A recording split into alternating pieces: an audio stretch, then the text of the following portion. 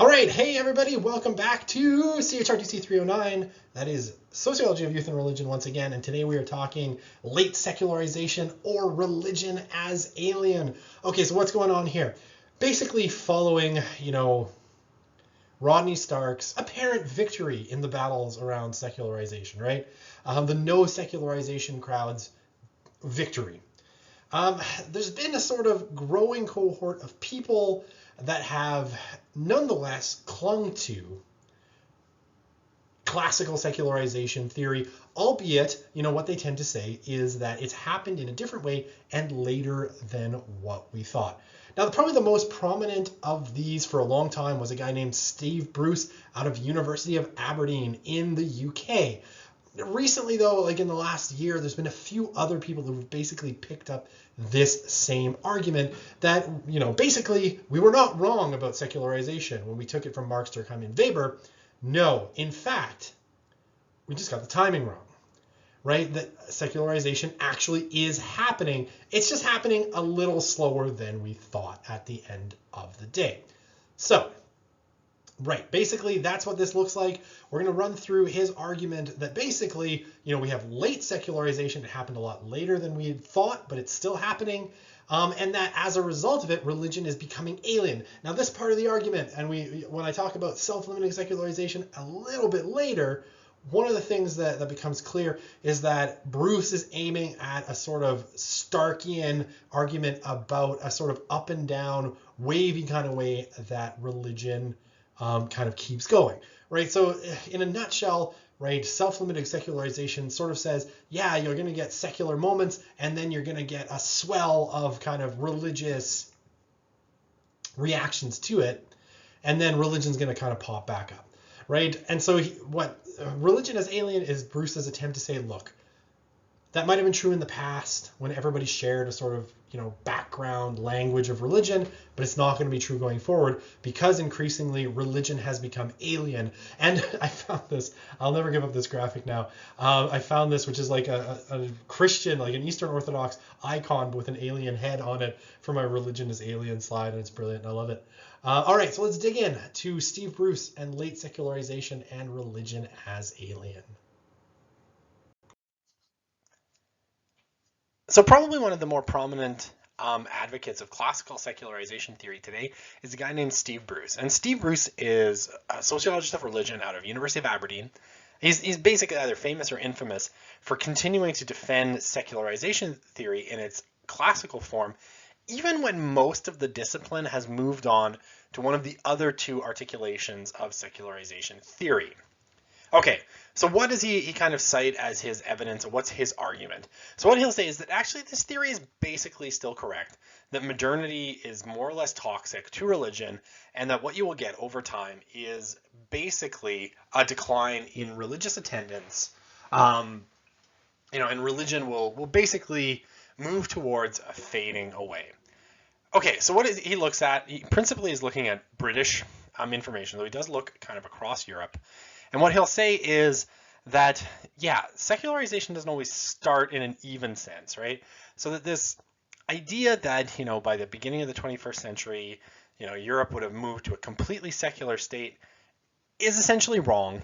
But that what you get is secularization setting in at different times in different places based on kind of local conditions, degree of modernization, in particular being the criteria. What he says, though, is that once you get the onset of secularization, you see a similar trajectory in most countries. So basically what you see is once, religious interest starts to decline, basically each religion is about, or each generation is about half as religious as the generation before. So you have a broad decline in kind of religious affiliation and religious salience generation on generation. So basically, what you see once it sets in, you're going to see, a pretty rapid decline generation by generation until basically people who are religious are a tiny minority of the population. The other thing that he's kind of arguing against is one of the things that, in particular, Rodney Stark and William Bainbridge have sort of popularized is a model of secularization that's called the self-limiting model, where basically the idea is that what you get is secularization kind of goes in waves, right? Where you'll get secularization, you'll get a religious response, and then secularization again. So it's kind of a cycle, right? So that religion will decline, and then religions will kind of rally around, kind of revive themselves, and then they'll get kind of lazy, and secularization kicks in again, and then you'll get another revival, and then secularization kicks in again. What Bruce says is that this is basically wrong. Now, it's worth noting that Bruce and Stark are blood enemies, right? These are two scholars who absolutely hate each other vehemently, to the point where, they refuse to cite each other in papers for the most part. And in this particular paper, there's a spot where actually Bruce should be citing Rodney Stark, and he cites a totally different body of literature. And it's kind of obvious, once you know the field, that he's doing this specifically because he refuses to even talk about Rodney Stark. But this particular idea, where he's talking about, there's in the piece that Western Europe has seen a significant number of crises, and there's no discernible effects on church rates. There's no revival happening. He's saying this, as an implicit kind of rejoinder to this self-limiting model of secularization that Stark and Bainbridge talk about. And so basically what he says is this is a pretty inexorable trend. There's no real sense that, any kind of crisis has increased religiosity, and no reason to think that it actually is going to anytime in the future. All right, so another rejoinder to Stark and Bainbridge and their idea of a self-limiting kind of idea of secularization is basically what Bruce calls the declining stocks of knowledge. So basically, again, what Bainbridge and Stark have argued is that, as you get sort of moments of secularization, you then get reaction from religious organization, which means that you'll get a sort of revival, and then, they get lazy and they fall back in. What Bruce wants to say is that this is basically incorrect, and why there can't be a religious revival, or one of the many reasons he gives that there can't be a religious revival where this secularization that we're undergoing now is not self-limiting, is basically that most Britons, and he's here looking at the UK specifically, though I think, and especially when we talk about the contemporary religious landscape, we'll come back to this argument a little bit. What he'll say is that most Britons under 60 have no knowledge of Christian doctrine. And I think that's true for Canadians. I think it's probably true for a good number of Americans as well. The depth of knowledge of people who go to church isn't what it once was because, from a mindset perspective, Christianity no longer holds the kind of mind share that it once did. The common language, right, where everybody sort of, if you go to the past, even people who were perhaps not particularly attuned to Christianity, maybe they didn't attend church or they weren't particularly devout in the past, what Bruce will say is that they all kind of understood the narrative, right? They'd all heard the stories. They all basically were raised in a common religious language.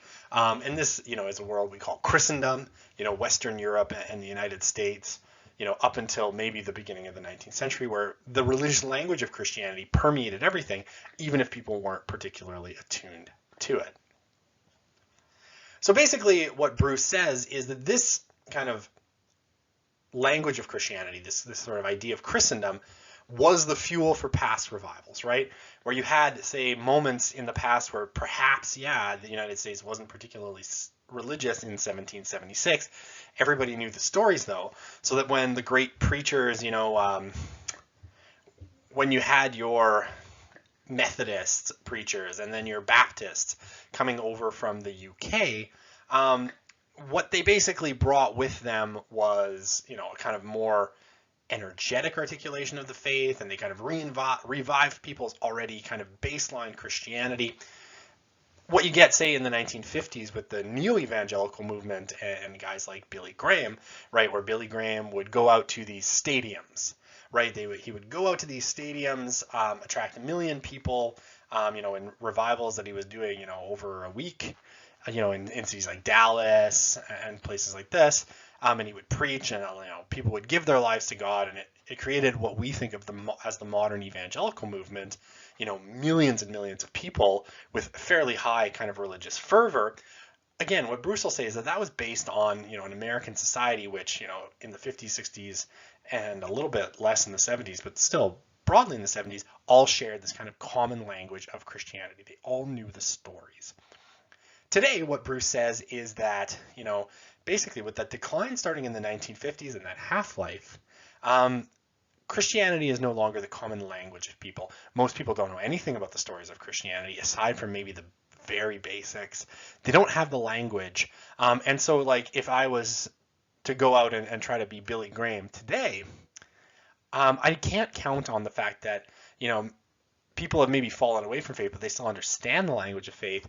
Basically, what I would have to do is teach them the whole of Christian kind of language and thought from the ground up, right? A much harder lift, right, to get people interested in something for which they have absolutely no basis.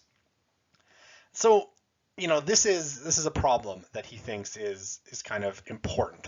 The other thing, as people become less and less religious, or as society becomes less and less religious, basically, there's fewer people out there to pass on the faith.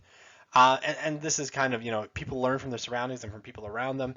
And if their surroundings are not particularly religious, they're unlikely to pick it up. The other thing that Bruce will argue against, and this is, I think, something that's kind of found in both, say, kind of neo-secularization theorists like Christian Smith and Mark Chavez, and then no-secularization theorists like Rodney Stark and William Bainbridge and Lawrence Iannacone, Roger Fink. Basically, there's this kind of assumption broadly that, people, humans and human societies are basically religious in some sense.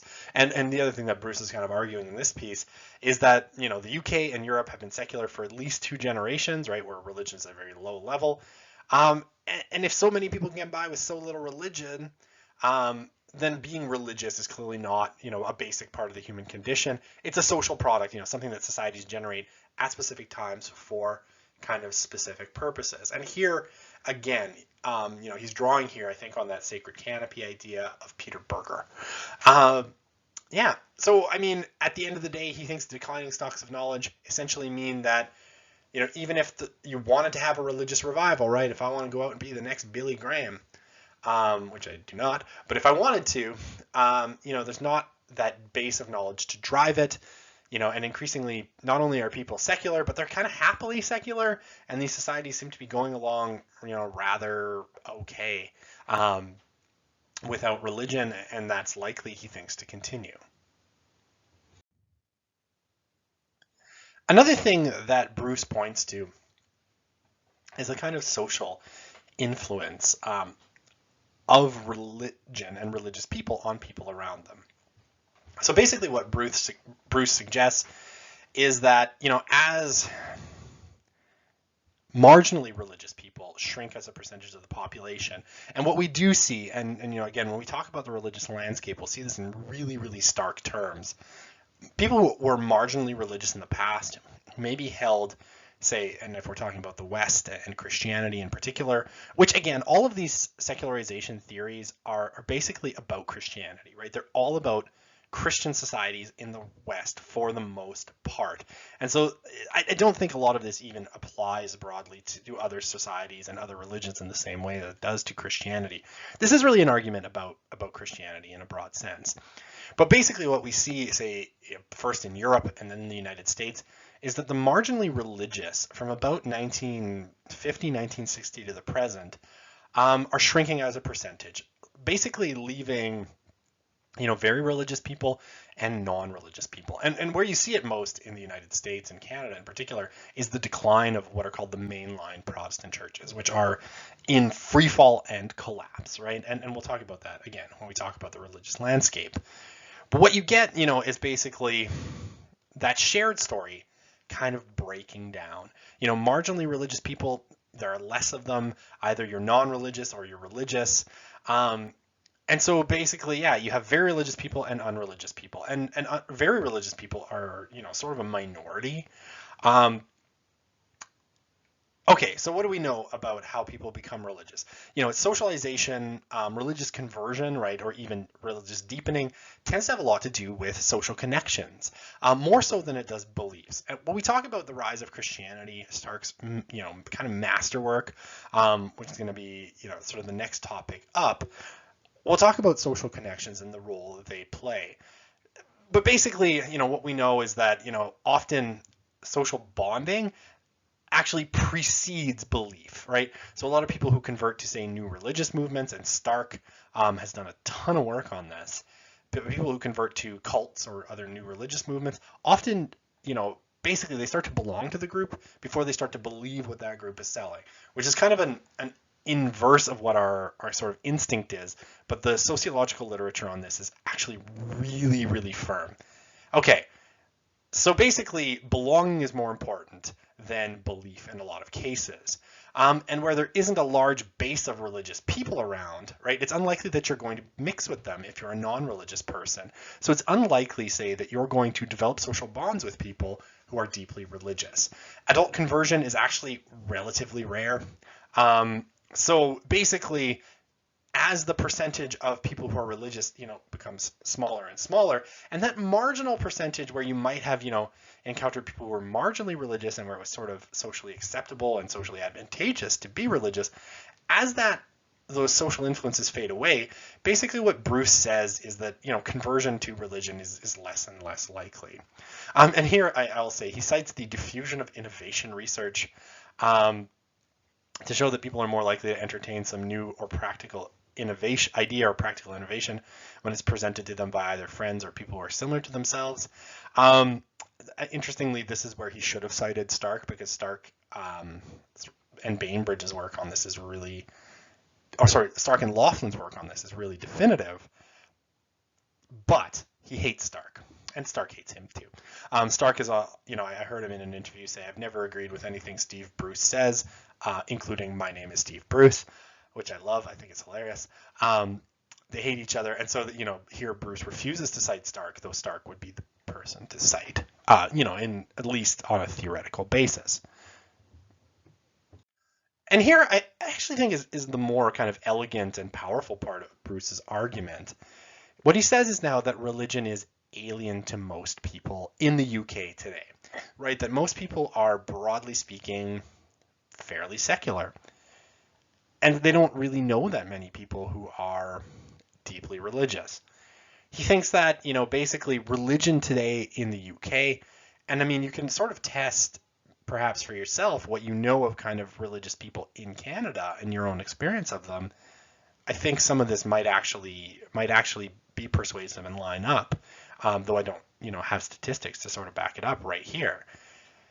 In the UK, though, what he says is that, the people who are religious are elderly, right? They're people of kind of past generations, the baby boomers and older in particular. They're rural, right? They live outside of the major cities. London, Glasgow, Edinburgh, Manchester, all of these cities are notably fairly irreligious. Now, there are large churches there, but as a percentage of the population, say, actual church going on a weekly basis in most of the big UK cities is below 10%. He says they're Polish, right? And so they're Catholic, but they're basically foreign, right? They speak a different language. They often go to churches that are in a foreign language. They're African, and here, they're sometimes they're either Catholic or broadly speaking Pentecostal. And we'll talk about Pentecostalism later in the course. Or they're Muslim, right? So they're a whole cultural world away from the average kind of British person. Often they're segregated in terms of housing and interaction, right? They are communities that are sort of living in different parts of the city and often keep to themselves. And so what he thinks is, and he's maybe being a little bit pessimistic here. I do think Canada and, say, the UK are fairly pluralistic societies where people probably interact more with people who are different than them than potentially Bruce is giving them credit for. But broadly speaking, the chances of forming positive relationships with people who are religious is relatively small. And I think, you can make the opposite argument that people who are religious forming positive kind of relationships with people who aren't religious and maybe being drawn out of a kind of religious worldview that way is potentially greater than the chance of people being drawn into a kind of religious group, by religious people and interactions with religious people. The other thing that Bruce will point to is that basically most people in Britain, and I think the same would be true in Canada and the United States, Most people, I think, don't know that much about religion or actual religious beliefs. And so what you get is often a sort of very caricatured outline of religion in people's mind. Like what it means to be Christian in particular, I think is really kind of watered down. So what I think Bruce would say is that, when we talk about Christianity, what Christianity is for most people is a sort of mushy, kind of amorphous idea of being nice, right? So Jesus was like the nicest guy ever. I'm caricaturing here. Jesus was like the nicest guy ever, and he was so totally accepting of everyone and everything. And therefore, anybody who follows him, basically, they're going to have to be nice.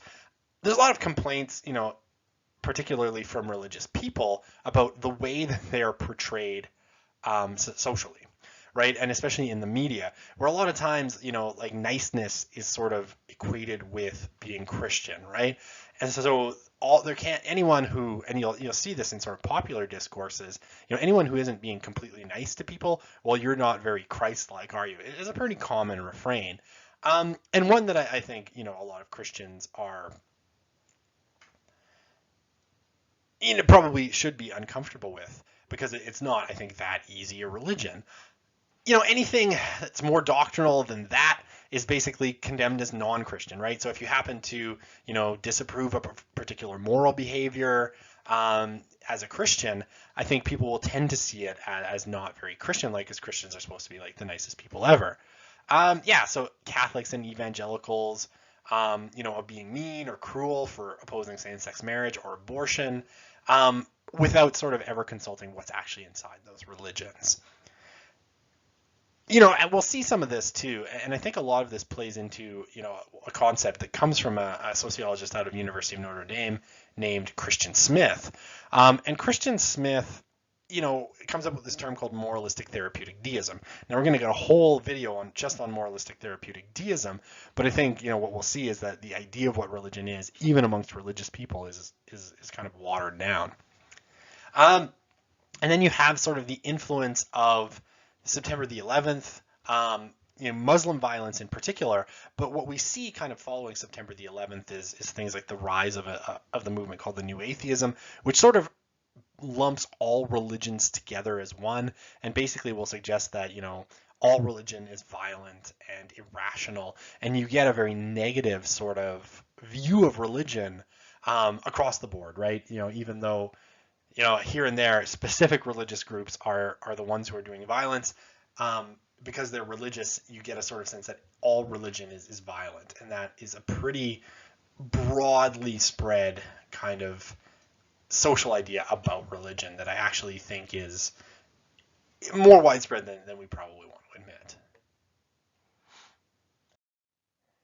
Okay, and so basically, the kind of last point that Bruce makes is that what you have now, with caricatured views of religion, you'll tend to get sort of religion either qualified as sub-rational, right? It's for stupid people, or discriminatory, or in some broad way inferior to kind of secular intellectualism or secular values.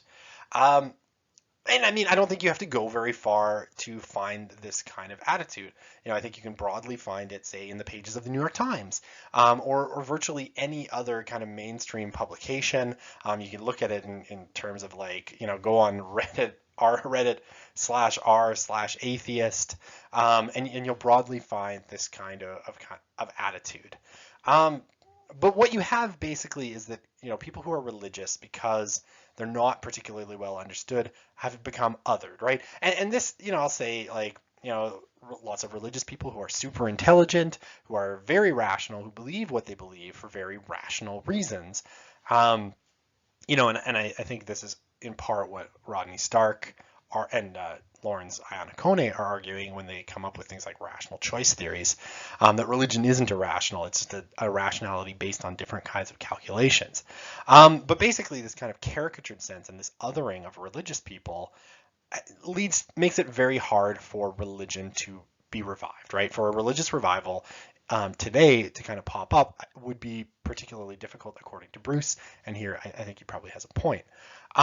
David Bentley Hart, again, we read him. He's not a sociologist, he's more of a historian and theologian.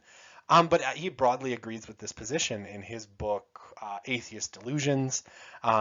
He broadly thinks that a kind of Christian revival is not particularly likely, or a religious revival in the West is not particularly likely, because, basically the society that's become secular then defines itself sort of as post-Christian in the sense that it has rejected Christianity, right? It measures itself against the previous Christian society, and, post-Christian or is unlikely to be evangelized into Christianity without some kind of major social change. And I think that this, at its core, is basically right.